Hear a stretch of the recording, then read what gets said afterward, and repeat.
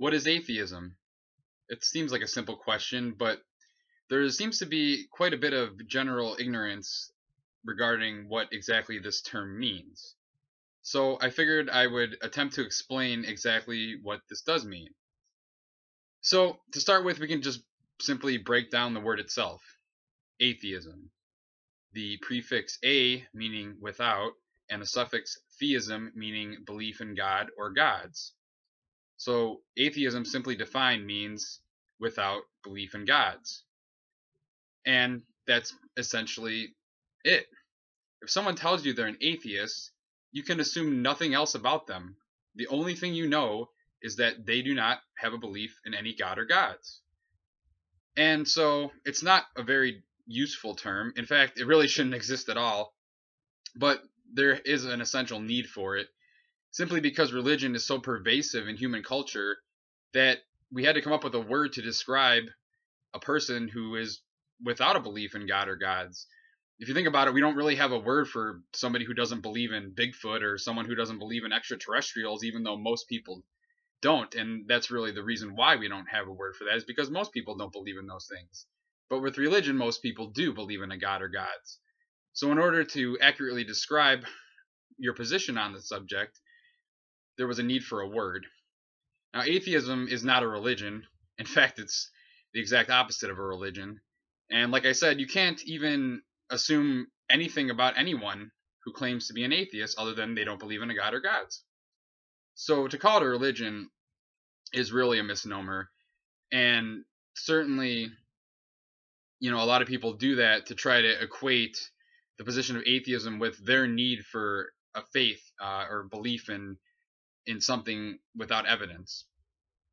So, it really helps to further clarify your position on this. And the way we can do that is to bring in the topic of knowledge, which is Gnosticism. So you can either be a Gnostic, you have knowledge, or an agnostic, which means without knowledge.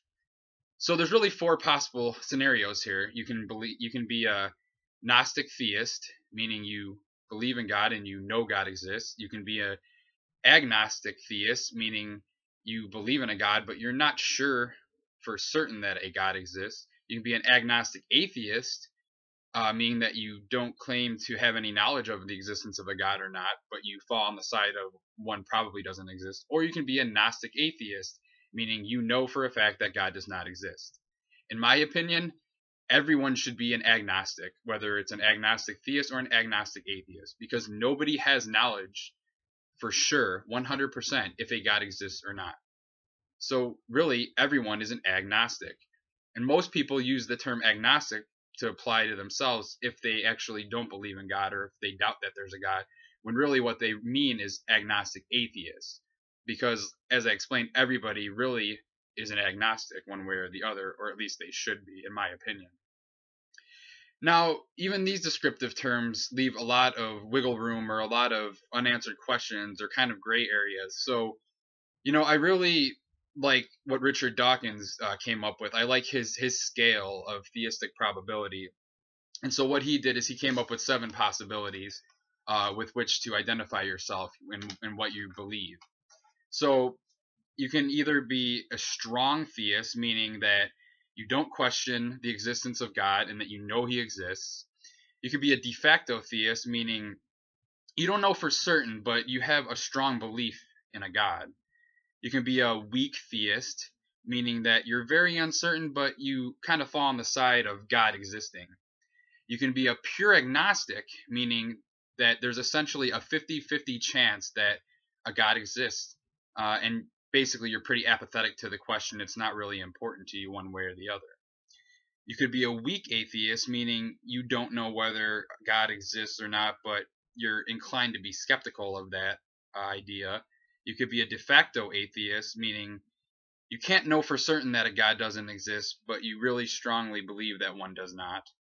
Or you can be a strong atheist, meaning God does not exist and you know it full well. So I really like those terms a lot better, because in explaining myself and what my position is, I would first say that I'm an atheist. I would then say I'm an agnostic atheist. And using Dawkins' scale, I would say I'm a de facto atheist, And these gradations and these specifications are really important because they tell a lot about what you believe. And so, I find it really useful to use these terms. And in addition to that, well, what is prototype atheist, my screen name? Well, I didn't really intend that to be, putting myself out there as if I'm the atheist from which all other atheists are made or, come from or anything like that. Really, what my intention was with that label was because I have a few of the attributes that are typical or common among atheists. Now, certainly, this is just a generalization, and it's just a matter of of generalities and what's more likely. For example, atheists tend to be male more than female. They tend to be college educated as opposed to their theistic counterparts, particularly having a postgraduate degree. And they also tend to be younger. I'm actually currently 32 years old. I'm a little bit above what you would consider the cutoff to be for the generation gap, but I'm pretty close right now. It's the 18 to 29 age range is what they consider to be the up and coming, the highest prevalence of atheists in that generation. But I'm only a couple years removed from that, so that was really my idea with that moniker. But at any rate, I hope that this explanation has really brought home kind of exactly what an atheist is, because there's a lot of misconceptions out there.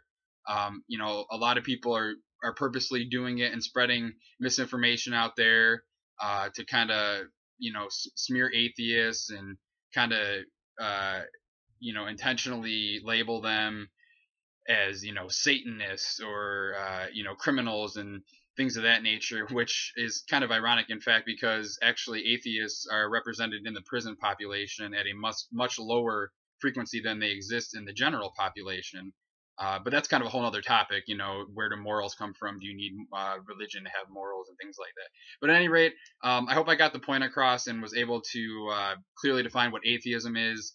If anybody thinks that I missed anything or would like to add anything, or if you have any further questions, feel free to comment or message me, or just join the conversation and put in your 2 cents, because I'm always looking to learn something new or maybe get a different perspective. So feel free to comment below.